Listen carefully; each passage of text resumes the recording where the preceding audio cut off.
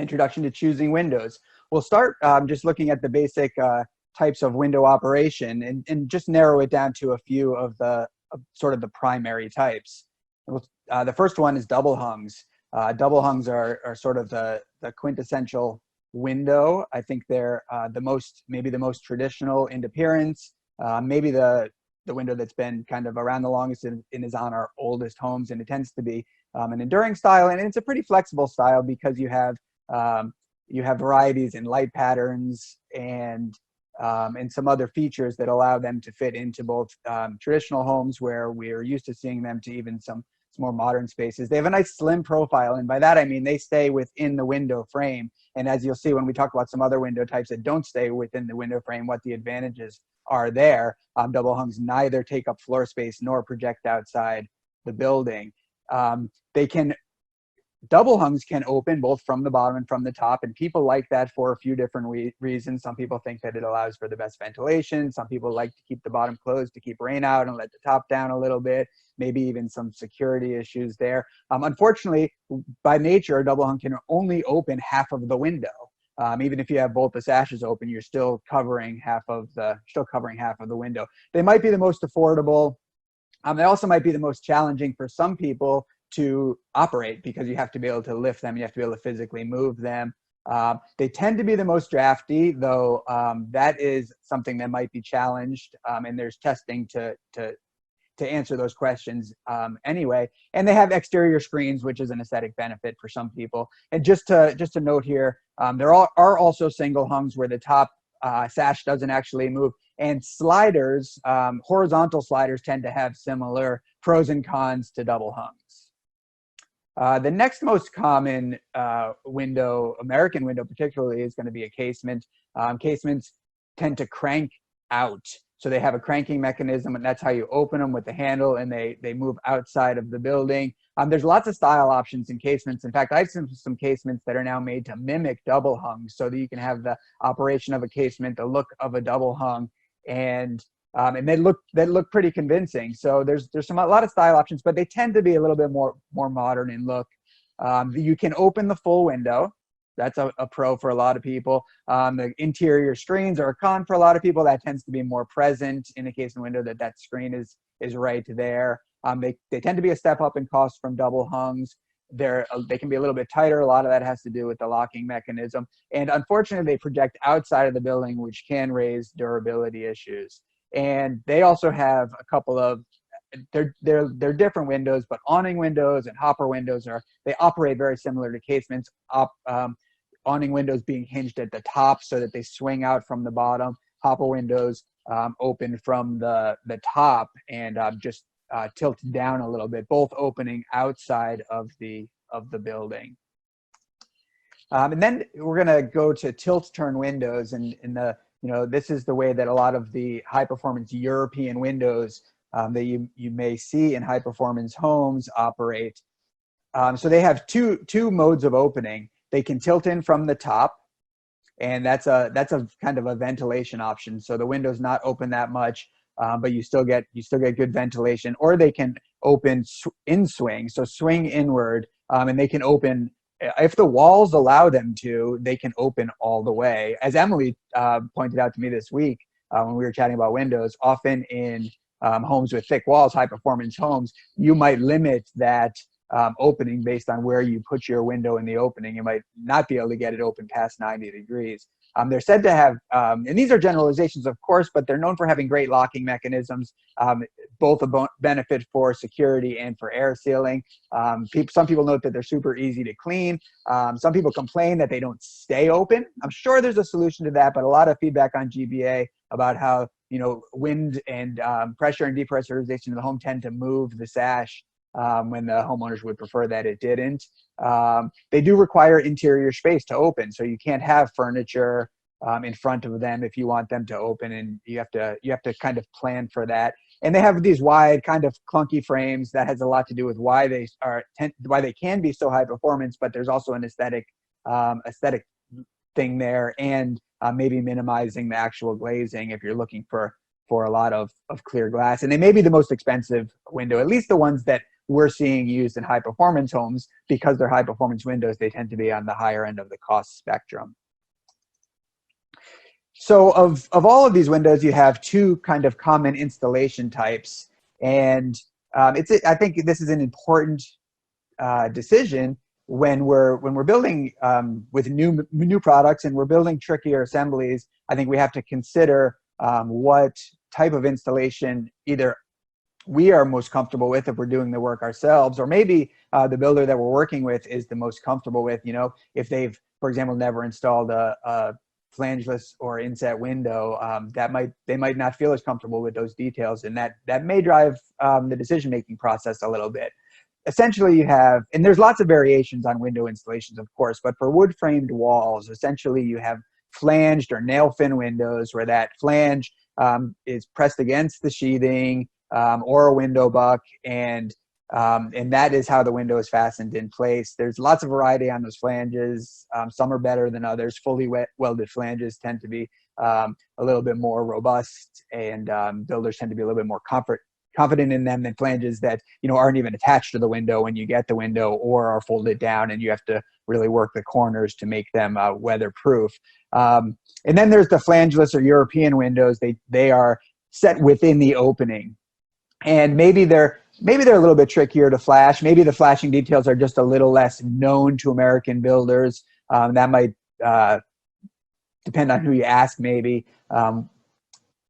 to answer that question. But there's a couple of benefits. You do get to set this window wherever you would like it in the rough opening. So you could push it all the way out to the plane of the sheathing. You could pull it all the way towards the interior, or you can place it somewhere in the middle. And they tend to attach to the framing with clips. So they come with some clips that are let into the frame, and then those clips are screwed to the house framing. And then, as you can see in this photo, if you're looking at the screen, they often have these pre-drilled holes through the frames, and screws are provided to fasten the windows to the framing. This window, Jake Bruton was installing this window when I took this photo, and he noted that with this company, Schuco windows, you get these particular screws, which are called turbo screws, with operable windows. You don't get them with inoperable windows. And I guess the idea is that with these windows are very rigid anyway, and with inoperable windows, there's not so much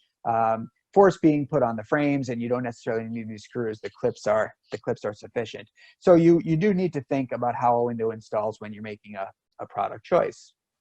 And by the way, none of this this is all information that you need to choose a window, not necessarily in the order that you would think about these things as you're choosing windows. And that's a question maybe I can ask when I'm done with this, is about the process of choosing windows and where you prioritize the decision-making process. So we'll look quickly at window performance and how to compare it. And I'm going to run with the National Fenestration Rating Council label as sort of the way we're going to look at this. And while you can get this information probably from the manufacturer's website or the manufacturer's catalogs or from your lumber yard, this sticker has there's some specificity to how the ratings are on this sticker that are worth paying attention to. So you can do helpful kind of quick comparisons with this. This sticker and these particular ratings are also what the International Residential Code Council looks at. NFRC writes the performance ratings. It's NFRC 100 and 200 for the big important ratings.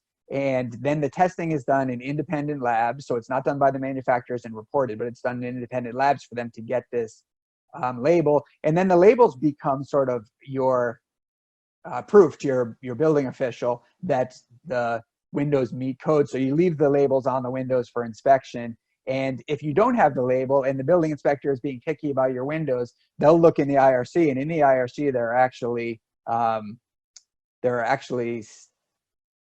there's data that will be assigned to your windows based on what the building inspector can glean from looking at it on site. So the first thing we'll look at is the U factor. U factor is maybe the big one in a lot of climates, the big rating that you'll want to pay attention to. And for people who are used to R value, as the guide or the sort of the data point for thermal performance. This can be a tricky one because you don't find U factor on many products, but you will always find it on the windows. So R value is going to be a measure of a material's resistance to heat flow, so how it slows heat flow, and U factor is just the opposite of that. It's it's how much heat the material actually conducts. So it's mathematically it's the inverse of R value. So if you're not good at math, you can just try to remember that while R factor, a better R value is a higher number, a better U value is a lower number. So you're looking for the lowest number possible here. And this is going to be important in pretty much all climates. In a high performance home, you're going to want to go for the best thermal performance you can get. And one of the reasons why this looking at the U factor from the NFRC is so important is because you can be sure that it's whole window performance. So you could measure U factor of the glazing, you could measure U factor of the frame, and you could get two different numbers. So this, the U factor listed on the label is the whole window U factor. So that's the best number to know, better than one particular center of glazing U factor or the frame U factor. Yes. Moving on, we'll just quickly show you these are the listed U factor ratings for the different climate zones of the US. I didn't put a map up, but climate zone 1 is the warmest climate zone in the US, climate zone 8 the coldest. So in climate zone 1, there's no requirement, and that goes all the way up to or down to a U factor of 0.30 required in our cold climate zones. Not that we want to base our purchasing decisions on the IRC. Maybe we want even better performance than this. Probably we do. Definitely we do in a high performance home, but this is a starting point. The solar heat gain coefficient similarly is a whole window solar heat gain coefficient when you find it on this label. It's always a number between 0 and 1. And this is a measure of the solar energy that will radiate through a window. So let's say you had a window that was always going to be shaded. It was never going to see direct sunlight. This would be a less significant data performance criteria for your window. And just the opposite, a window that's always going to get sunlight, this is going to become, maybe move to the top of the list as your performance criteria. So the lower the number is, the less solar energy passes. The less solar energy passes, the less surfaces and other materials in your house get warmed, and the less they emit that heat. So this is going to keep this is going to help keep your, especially a warm climate home, it's going to help keep it cooler. And this is a more nuanced decision than U factor. And the reason for that, to really simplify it, is that in a hot climate with a lot of sunlight, you're definitely going to want to keep as much solar energy out of the house as possible. In a colder climate, you might be designing a high performance house and you might be relying on sunlight to warm the house. That might be part of your energy modeling. You might not want as high of a solar heat gain coefficient. Only the warm climate zones in the IRC require a specific solar heat gain coefficient, and here's a quick look at what they are. Moving on to air leakage, this is a voluntary rating. Even though this seems like a very important rating, this is a voluntary rating on this label. Again, in this case, the lower number, the less air leakage is going to have. And it's a measurement of cubic feet per minute per square foot of the window area. And it's tested with, and a test that simulates a 25-mile-an-hour wind. And it's tested on new windows too. And I think that's interesting because weather stripping certainly is something that is going to wear over time. And I'd be for one, would be curious to see what it would be like to test windows that had been in, that maybe had really high, or again, really low ratings in when they were new, and see what they were, how they were performing when they had been in service for a few years. The IRC, Energy Star, and really the industry standard is going to be 0.3 or less for air leakage. Visible transmittance, another scale, this time 0 to 1 scale, and it's a measure of how much visible light gets through a window. Obviously, this is something you want to think about because windows, one of the most important things that windows do is light the inside of our house when the sun's out. And another important thing they do is they give us views that are really important to our that are important to our mental health and our emotional health. And so the better job a window does of this, the happier we're going to be with our window performance. So a high visible transmittance rating is going to be desirable, and this can have an aesthetic effect. This is another thing that Emily and I were discussing. I asked if she ever uses different window ratings, maybe different solar heat gain coefficient on different parts of the house. Maybe in the wintertime wanting, more solar energy getting in the house on the south side, and maybe wanting a different rating for the north side or the east and the west sides of the house. And one of the things she pointed out is that windows, as the technology that gets us to these performance criteria that make windows perform the way they do, change the color of the glass. And maybe you wouldn't notice that when you were looking at just a window. You might not notice that how much light is not getting through, or how much your view is obstructed looking at one window or multiple windows that are the same. But when you put two different windows in one space, and often in homes these days we have these open floor plans, they tend to look different. So the only reason I ever came across to want less visible light transmittance was to maybe reduce glare. But when I was reading about that, the article that I was reading it in actually didn't give an example of when that would be, and I couldn't actually come up with one. So maybe that's something else that someone has an opinion on, if they've ever used less visible light transmittance to reduce glare. An interesting thing about visible transmittance too, and maybe someone else knows about this, but I found visible transmittance listed in the IRC. It basically says, going back to what I mentioned before, it says that if you don't have this sticker on your window, the inspector is going to assign your window a visible transmittance value. However, I couldn't find anywhere in the IRC that specifies what that value needs to be. So it seemed like an odd mention of this rating. And then finally, we have the condensation resistance. This again is a voluntary standard, so this may not be on all NFRC labels. This can be a bigger number. It's a 1 to 100 scale. The lower number, the less likely your window is to accumulate condensation on the interior surface. And really how this test is done is through a dew point calculation. So I think they're looking at whole window U factors and solar heat gain coefficients, and they're taking an outdoor temperature of 0 degrees and 3 different indoor relative humidity levels, and determining through a dew point temperature calculation of the interior surface whether that interior glass will ever reach the dew point temperature where there's the potential for condensation. Okay, so just a couple of notes about European labels. Since the NFRC doesn't operate in Europe, if you get European windows and they have labels, they might not be NFRC labels. And so it's important to check up on a couple of things. For one thing, Europeans calculate U factor often calculate U factor differently than Americans do. As you see on if you're again looking at the screen here, you'll see on this sticker in the photo, it actually has both of the U factor ratings, the US and the European standard. Also, you may want to make sure that any other sticker that's not NFRC is actually listing whole window ratings. You want to make sure that you're okay with your building inspector. Sometimes these stickers, these labels also don't come on the windows. They might even come before the windows.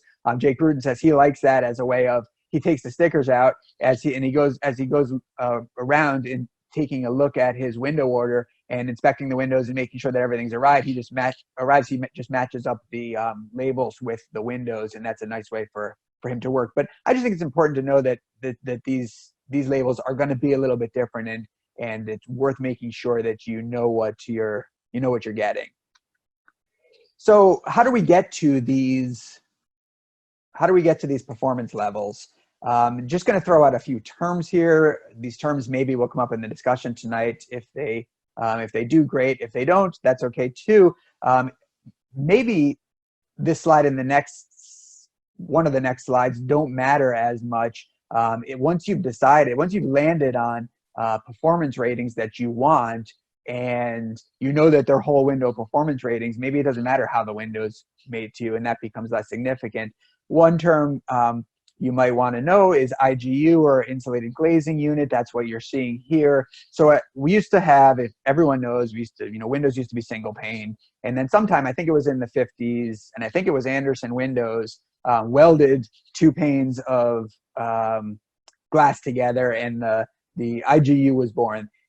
They learned at some point thereafter to fill in between those two panes of glass with an inert gas, most commonly argon. It's an insulating gas, and improved window performance greatly. The next step in that, the advancement of that technology, was to add warm edge spacers. So those original IGUs had aluminum spacers. So aluminum, keeping the two panes of glass separated and creating the structure around the edges of the glazing unit. But aluminum's not a great insulator. So manufacturers have come up with foam, plastic, stainless steel, and other ways to take the aluminum out of there and to separate and construct these IGUs that are less conductive, and therefore increasing the performance of the window.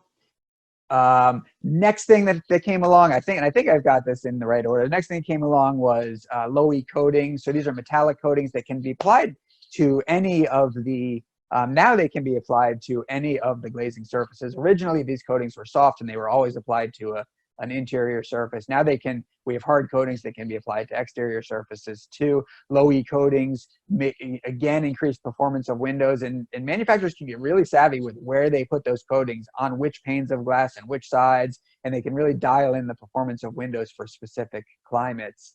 And then I think in response to, so we had double pane windows and they were performing really well, and then triple pane windows came along which performed even better. One of the cons of triple pane windows is the weight, and manufacturers at some point developed suspended films, and you can see the suspended films in this IGU here. And I think it all started with the heat mirror technology. I think that was the first suspended film. But essentially, this is an additional. You can think of it as an additional pane of glazing put in the window, except that it is a polymer. Maybe with a coating on it instead of a heavy piece of glass. So all of these things are what makes our windows perform as well as they do today. And then the last thing that to talk about here are the frame materials. And we could get into what frame materials are better from a performance perspective. Certainly some materials are going to conduct energy quicker than other materials. So some material, one material is going to have a higher R value, just a material itself, than another. Some can be insulated, others can't. All that said, again, if you've got the performance that you want, whole window performance that you're looking for, then I think frame material might become more of an aesthetic decision. So what you prefer style-wise. A maintenance decision, so how much maintenance you're willing to do on your windows, and then a durability decision. Maybe if you like to open your windows and you have casements, maybe a wood sash isn't as good idea as something that's going to be a little bit more durable out in the weather, maybe getting hit by rain, maybe getting battered by wind. So I think that this often comes down to, the frame material often is going to come down to those decisions. And